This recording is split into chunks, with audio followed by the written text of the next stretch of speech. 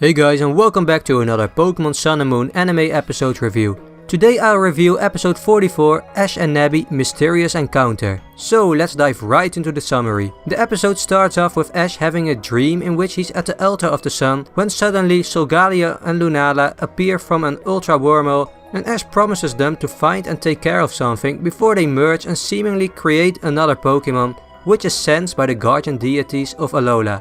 Meanwhile, Gladion is somewhere in a cave attempting to calm down Type Null, but he soon realizes Type Null is behaving this way because of the appearance of Ultra Beasts. The scene then shifts to Rotom and Ash's Pokémon who are attempting to wake him and Pikachu up because he's late for school. They are unsuccessful until Litten wakes them up by smacking them in the face with its tail. While having breakfast with Professor Kukui, Ash sees Professor Burnett on TV, a researcher of Ultra Wormholes as explained by Kukui. Meanwhile, Professor Burnett is at the altar of the sun, alongside Lusamine, Wick and Faba, as Ultra Aura readings have been sensed from the place. The scene then shifts to Ash, who is seen heading on his way to school, but he meets Tapu Koko again, who leads him in the forest where he finds a sleeping mysterious Pokemon. Ash immediately realizes this is the Pokemon he promised to find in his dream and immediately rushes to school. After showing the Pokemon off to everyone, they attempt to calm it down while also figuring out what it likes to eat. During all this, Lily also comes up with a name for the mysterious Pokemon, Nebby. At the Aether Paradise, Burnett and Lusamine sense Ultra Aura readings on Melee Island and immediately head there by helicopter. When Ash is brought home later by Lily's limousine, he and Lily are met by Lusamine, Burnett, Wick and Faba, and while Lusamine is happy to see her daughter Lily again, Lily feels the complete opposite. After Kukui introduces everyone to Ash, Lusamine reveals she wants to see Nebby as it could be an Ultra Beast. After learning about the legend of the Ultra Beasts, Ash is shown a video of the Altar of the Sun and recognizes it as the place in his dream. Hearing about Ash's dream involving Solgaleo and Lunala, Lusamine requests Ash to give Nebby to her and the Aether Foundation. But Ash declines because of his promise to take care of Nebby. After hearing about Ash's accomplishments as a trainer by clearing the 2 Grand Trials as well as receiving a Z-Ring from Tapu Koko, Lusamine allows Ash to keep Nebby, as she would like to find out as well why Ash was entrusted with the Pokemon. And with this the episode ends. So this episode finally introduced Lusamine and the Aether Foundation, and I have to say it was about time. For almost a year we got mostly school filler episodes and it seemed the plot was really going nowhere at all, so I'm really excited for the main plot to actually start. I really like how Lusamine is portrayed in the anime. She actually seems genuinely nice unlike her game counterpart. She also doesn't seem to be as obsessed with Ultra Beasts like in the games, but is just interested in them. Her relationship with Lily, although they are on not so good terms, doesn't seem to be as bad and strained as in the games. Their interactions with each other were also really fun to watch. I'm actually not even sure if Lusamine and the Aether Foundation will be evil in the anime at all, especially since the Ultra Recon Squad from Ultra Sun and Moon might appear in the anime to act as the main villains instead. So yeah, I really like how this is all still left in the unknown, and I'm really curious in what direction the writers will let this go. As for the other characters, Burnett and Wick didn't really stand out too much. They're just happy and have their silly moments like most Sun and Moon characters.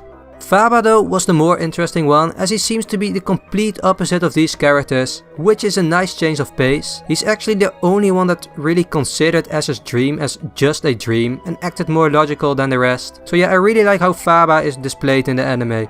Also, it seems like Kukui and Burnett aren't married in the anime since Kukui referred to her as just a colleague. So I really don't know why the anime changed their relationship. I guess they're just too busy with their research. And also, although for a minute or so we also got to see Gladion and Type Null again, while their appearance was pretty much identical to their last one, we did learn that Type Null heavily reacts to Ultra Beasts, which is of course because of its whole backstory of being created to fight them. And speaking of Ultra Beasts, we got the first mention of them in this episode and learned about Alola's legend in which the Tapus fought them. While I'm pretty sure this was also in the games, it was cool to see this legend also be relevant in the anime. We briefly got to see Tapu Fini and Bulu as well, sensing the birth of Nebby along with Koko and Lele, which was a really cool scene. Now let's talk about Nebby. As the title says, this episode focused for a large part on Ash and Nebby.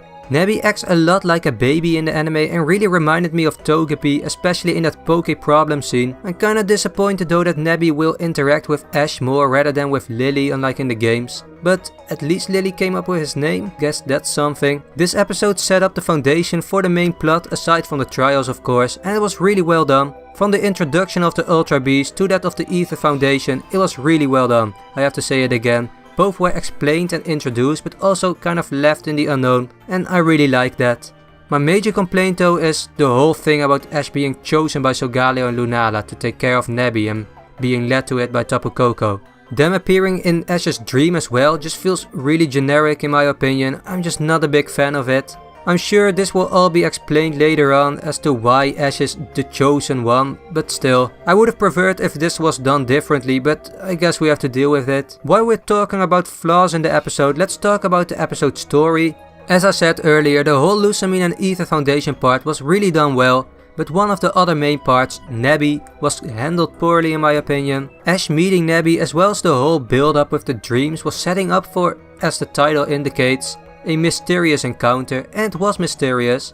Only after that though there was a boring plot of Ash's classmate trying to please Nebby and all that stuff, and this really messed up the momentum in this episode, as we went from a more serious atmosphere to a goofy one and then back to serious again.